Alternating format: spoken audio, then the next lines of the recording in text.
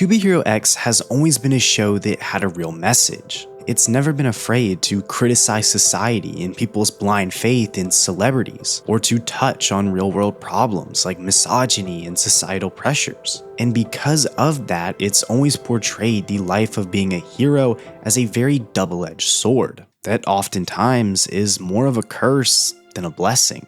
We saw this when Linling was shackled by what his fans wanted him to be, preventing him from saving Moon, and when Yang Chang became totally consumed by the idea of becoming the real Yi-Soul to get revenge. However, I don't think there's a single character that conveys the price of becoming a hero and the true tragedy of it as Ghostblade, despite the fact that he hasn't gone through the same kind of direct trauma that people like Linling and Yang Chang have. And I want to start off by making it clear that Ghostblade isn't really a good guy morally at all. We see him kill countless people who deserved it, as well as others who did not, purely because they knew too much or just had the misfortune of being one of his targets. But despite how morally gray he is, I think that Ghostblade perfectly represents the dark side of success in becoming a hero. Normally when you think about the sacrifice and the price that you have to pay for fame and wealth, you often picture it as sacrificing your own pleasures, staying up in the middle of the night, working harder than anyone else, and just putting yourself through hardships to become better. In theory, it's this almost righteous and pure pursuit, where the only person experiencing hardship for your goals is yourself. But in the real world, it's rarely ever as simple and straightforward. And Ghostblade perfectly showcases this. How sometimes the thing you're sacrificing isn't yourself at all, but others. It's your relationships, your availability to the people who need you the most. And I really like how To Be Hero X portrayed this, making it a clear criticism of our own society, and how people tend to work so hard and sacrifice so much, only to get things that mean nothing if they can't share them with the people they care about. But even more than that, Ghostblade doesn't just have to not sacrifice the people in his life and be there for them. Instead, he has to sacrifice the very goals and freedom that he spent his whole life working to obtain. And if you look at Ghostblade's story from an outside point of view, he really almost seems like a bad guy, like one of those terrible celebrities who chooses fame and money over their own family. But the truth is so much more complex and tragic, because Ghostblade is not at all a normal person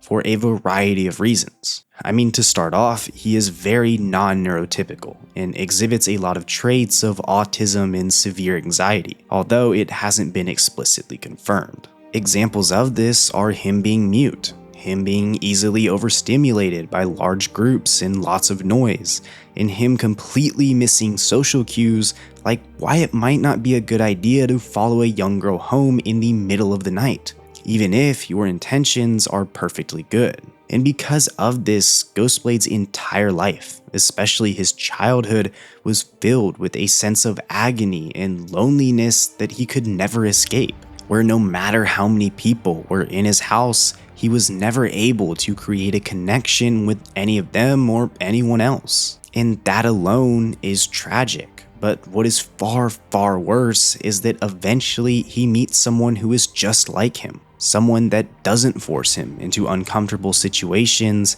and someone who can understand him through his silence. He finally gets the connection that he'd always been denied, and is filled with a sense of fulfillment and joy that is unlike anything he had ever felt. That is, until one day, the person he fell in love with, the person that he understood and who understood him, completely changed overnight, and tried to drag him back into the world and lifestyle that he had spent his entire life trying to escape. And that's why I said that Ghostblade's initial decision to let go of his wife and his daughter Nuno as a consequence wasn't really about holding on to the title or fame of a hero. It was about avoiding the circumstances of normal life that were just far too much for him.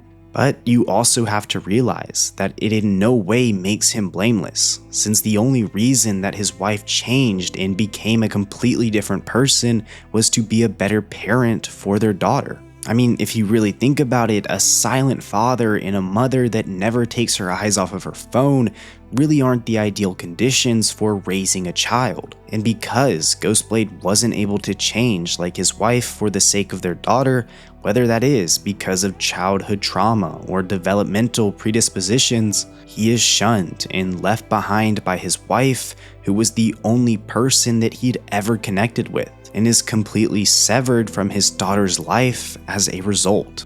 And so, Ghostblade loses everything he cared about and practically returns to the silent and lonely child that he used to be. The same man who was a cool and edgy assassin now spends his years stalking his own daughter and constantly being insulted by her, which, due to either his neurodivergence or being blinded by pure desperation, he can't even see that he is terrorizing the very person that he cares about most, which is why he constantly assumes that Nuno is running away from some other threat rather than him, and why he blames Lolly and calls her a bad influence when she inspires Nuno to stand up for herself and call out Ghostblade's creepy behavior. But what's even worse and ties together the tragedy of Ghostblade's character with the price of being a hero is when, after 20 long years, he finally gains the courage and resolve to change, to speak up,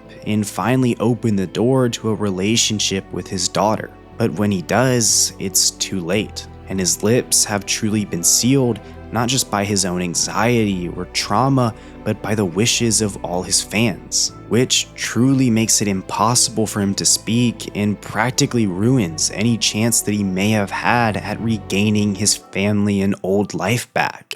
And that is truly tragic, because it leaves Ghostblade practically hopeless, and you can really feel that hopelessness in his call to Nuno, where he is just left broken and shaking, horrified by how tightly restrained he has become. And we know that it took him 20 years just to speak out in front of his own daughter, which leads me to assume that there's no way he'd be able to speak in front of and defy his entire fanbase in the same way that Lin Ling did. And despite how hopeless Ghostblade's story is, it's one of my favorites that we followed in all of To Be Hero X, because it really gets into the deep themes and real-world parallels that are my favorite part of the show. It shows how isolating being a hero often is, and how fame and success can oftentimes just reinforce bad behaviors and shortcomings, which I think is the real trap that Ghostblade fell into. He was too afraid to go back into the real world, to have to deal with other people, and to be vulnerable himself. And because of that, he loses the opportunity to do so. He loses the people that could have helped him, and ends up getting exactly what he thought he wanted, which is silence. Only to realize far too late that the cost of silence wasn't worth his wife and daughter. But now he's forced to wallow in it, unless he's able to break free of the restrictions that being a hero has placed on him. Which is why I think he's not only one of the most tragic heroes we followed, but also one of the most ironic. Because everything he did and sacrificed was in order to create a life where he could be happy and content in his own way, only to end up sacrificing the very things that made him the happiest and filled him with the most fulfillment. It's a sad and hopeless story that showcases just how steep the price of being a hero truly is.